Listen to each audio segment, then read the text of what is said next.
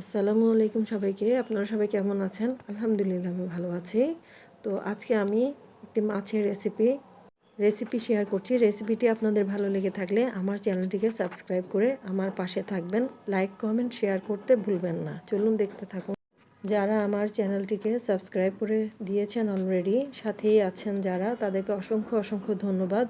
তো আর যারা সাবস্ক্রাইব করেননি তারা আমার চ্যানেলটিকে সাবস্ক্রাইব করে আমার পাশে থাকবেন যদি একটু ভালো লেগে থাকে আমার ভিডিওটি, এবং লাইক, কমেন্ট, শেয়ার করে দেবেন। চলুন দেখতে থাকুন।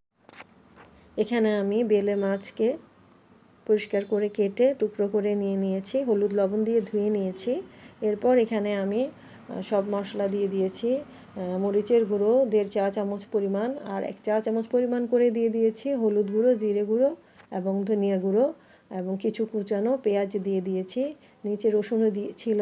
সব উপকরণ আমি একসাথে মাখিয়ে 1 মিনিট রেখে দিচ্ছি, এবং স্বাদমতো লবণও দিয়ে দিয়েছিলাম আমি ওখানে। এখন আমি চুলাতে একটি কড়াই দিয়ে তেল দিয়ে দিয়েছি, সাদা তেল। তেল হয়ে গেলেই আমি এখানে রসুন কুচি, পেঁয়াজ কুচি দিয়ে একটু ভেজে নিচ্ছি। তো ভাজা হয়ে গেলে সব মাছ আমি একত্রে এখানে দিয়ে দিয়েছি। এরপর আমি একটু নাড়াচাড়া করে এগুলো একটু সেট করে নিচ্ছি।